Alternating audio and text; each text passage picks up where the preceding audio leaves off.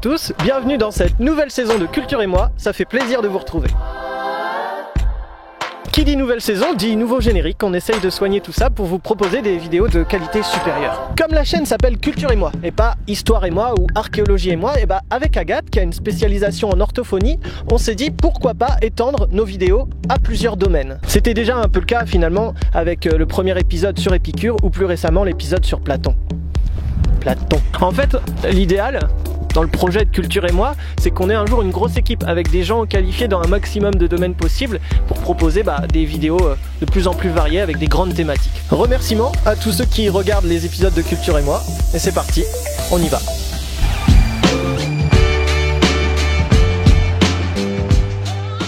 Aujourd'hui, on vous parle d'un problème qui nous est forcément tous arrivé. C'est celui d'avoir un mot sur le bout de la langue. Pourquoi ça se produit? Comment ça marche? Réponse maintenant. Bien loin d'être pathologique, ce phénomène nous arrive à tous, plus ou moins fréquemment.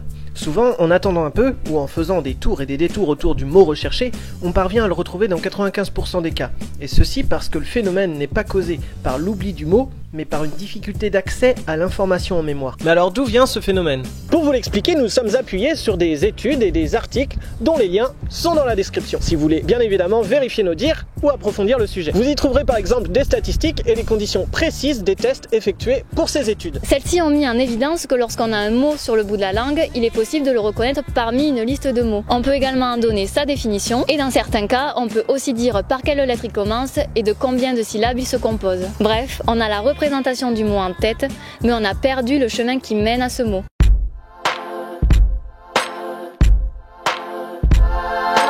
Pour illustrer ça, un schéma bien sympathique a été créé par des linguistes. L'information langagière est stockée dans un vaste réseau de représentations organisé en deux niveaux. Le système sémantique, qui représente le sens des mots, et le système phonologique, qui représente le son des mots. Lorsqu'on nous donne la définition d'un mot, l'activation se fait au niveau sémantique. On est sur le sens du mot. Quand ensuite on cherche à dire le mot, à le produire, l'activation se propage au niveau phonologique, via des connexions qu'on appelle des connexions lexico-phonologiques. Les représentations syllabiques et phonémiques sont alors activées et on peut ainsi dire le mot. Alors on va prendre un exemple concret qui nous est à tous arrivé. Imaginez, moi je veux sortir le mot papyrus, mais impossible de le retrouver. Qu'est-ce qui va se passer? Au niveau sémantique, c'est-à-dire au niveau des sens des mots, je vais être capable de donner une définition du mot que je cherche. Je vais dire à mon ami à qui je parle, mais si tu sais, c'est la plante là qu'on transformait en support d'écriture dans l'Égypte ancienne, on s'en servait pour écrire.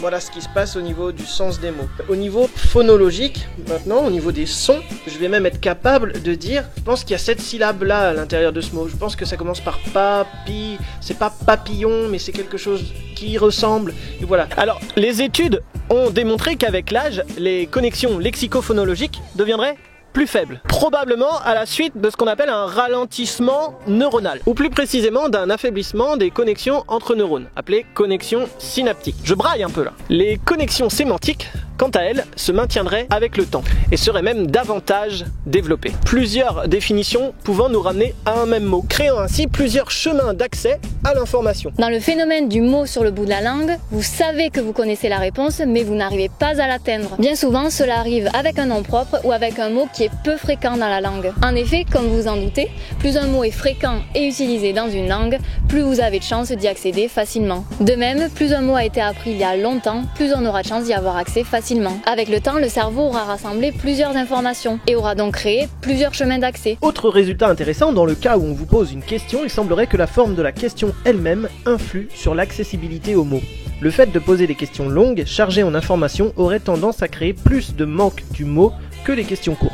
Ah, vous voulez un exemple? Ok, top. Comment appelle-t-on le rapace nocturne aux yeux gros, ronds, tourné vers l'avant et entouré de disques de petites plumes effilées, au plumage brun qui se distingue d'un autre rapace lui ressemblant par l'absence d'aigrettes de plumes de chaque côté de la tête et qui existe sous différentes espèces? Vous me dites. C'est vrai que si je vous avais dit c'est quoi déjà l'animal qui ressemble au hibou, on aurait peut-être gagné du temps et vous m'auriez trouvé le mot chouette tout de suite. Le phénomène du mot sur le bout de la langue s'inscrit dans ce que certains psycholinguistes appellent la métamémoire. En gros, la métamémoire, c'est la capacité de savoir ce que l'on sait et ce que l'on ne sait pas. Au revoir. Donc c'est être capable de se dire oui, je connais ce mot, mais il ne me revient pas. ou je ne connais pas ce mot. Alors comment nous aider à retrouver ce mot qu'on a au bout de la langue alors qu'on sait qu'on le connaît? Eh bien, en essayant de vous rappeler le plus d'informations possible sur ce mot. Les informations étant reliées entre elles en mémoire, l'activation peut se propager via leurs liens. Ces informations voisines du mot que vous cherchez sont appelées des indices de récupération. Ce qui explique que donner un indice permet de faciliter l'accès à une information. Si je vous demande qui a peint la Joconde, vous avez plus de chances de vous en souvenir si je vous dis que le peintre en question était aussi un inventeur renommé. Cependant, attention, des questions longues peuvent fournir davantage d'informations et davantage d'indices de récupération. Certains mots entrent en compétition.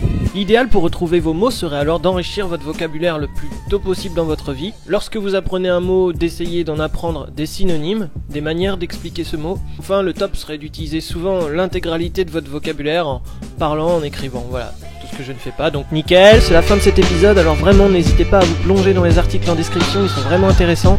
C'est vrai que des fois, quand on fait un épisode, on se demande si on a assez développé le sujet. C'est un juste milieu à trouver entre développement du propos et puis vulgarisation. J'espère que les petites modifs apportées au format vous auront plu. Pour les férus d'histoire et d'archéologie, je vous rassure, il y aura plein d'épisodes de prévus. Merci d'avoir visionné, merci aux abonnés, on est bientôt 400. Je vous donne une semaine pour être 300 000, voilà, on a le droit de rêver, ferme-la. Merci encore et à très vite.